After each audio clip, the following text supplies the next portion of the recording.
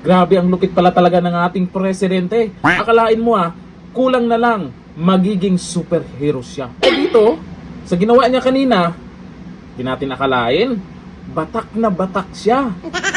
Ang post po ni Rowena Guanzon, yan. Yan ang ginagawa ng ating mahal na Pangulong Bongbong Marcos. Sinubukang buhatin ang barbell. May mga nag-comment dyan. Ang sabi, sumigaw ka ng Captain Barbell. Naku, ibang trip to Pero masaya yung mga nagko-comment dyan at yung mga nagre-react dyan. Bakit? Maraming natatawa. Kahit papano, may napasaya ang ating Pangulo. Sa post po ni Rowena Guanzon, ang sabi, batak na batak. Dito sa balita, alamin natin kung anong ginagawa niya dyan. Bakit gusto niyang buhatin ang napakabigat na barbell na yan? Kaya ba niyang buhatin yan? Ito, sa balita ngayon, Marcos Jr. nagbuhat ng barbell sa gitna ng kaguluhan. Sa gitna ng kaliwat kanang kontrobersya mula sa 100 billion budget insertion, mga expose ni dating Representative Saldico hanggang sa patuloy na panawagan ng publiko na sumailalim siya. Isang ibang eksena ang umagaw ng pansin sa muling pagbubukas ng PhilSports Complex sa Pasig City. Sa Pasig City pala to. At yan po ang ginagawa niya. At least, maraming napasaya. Habang todo ingay ang politika, todo effort naman si Marcos Jr. na buhatin ang barbell sa training area ng bagong renovate na pasilidad. Agaw eksena ang sandaling todo pilit.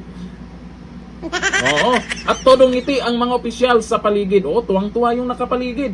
Kaya sabi ko sa inyo, maraming natutuwa, maraming natawa. Sa post po ni Atty. Rowena Guanzon, tawang-tawa po ang mga nag-react dyan.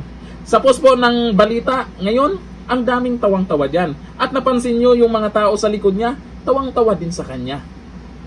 Di ba? Kalain mo barbell yan. Gustong buhatin niya. Yan ang presidente natin. Kakaiba. Superhero yan. Ayon dito sa mga netizen, basahin natin. Bakit tawang-tawa naman kayo dyan sa ginawa ng ating mahal na Pangulong Bongbong Marcos? Ang sabi ni Resel Oligario Nebrao, baka bukas Captain Barbell ka na. Hindi sumigaw ng Captain Barbell. Di ba pag yung superhero na pag bumuhat ng barbell, ang sinisigaw niya, Captain Barbell. Diba? Tsaka nag-change outfit or lumakas, parang ganon. Hindi siguro sumigaw. Gumanon lang siya talagang. Pinilit niya. Diba?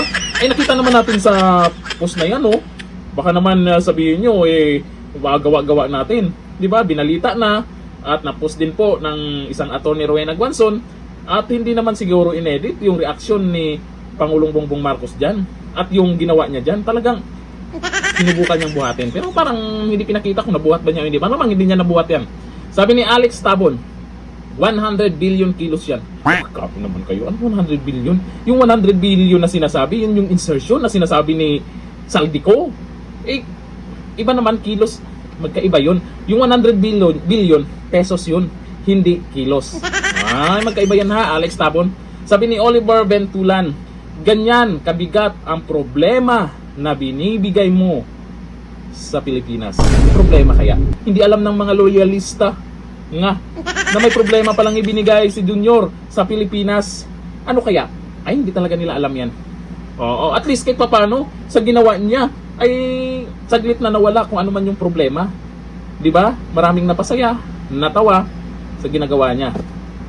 Ang lakas ni BBM, 'di ba? Ang lakas ng mahal nating Pangulong Bongbong Marcos, 'di ba? Pang superhero talaga. At least positive naman. Ang komento ko dito, positive naman. At least napasaya tayo, 'di ba? Ngayon, sa mga loyalista na makakokontra na naman kayo Akalain mo nagagawa ng Pangulo natin yan, yung mga ganyang bagay. Sa mga tawang-tawa, iba-iba ang dahilan nila. Ikaw, natawa ka ba sa ginawa ng ating mahal na Pangulong Bongbong Marcos? Comment tayo dyan. Hanggang dito na lang. Thank you. Bye-bye.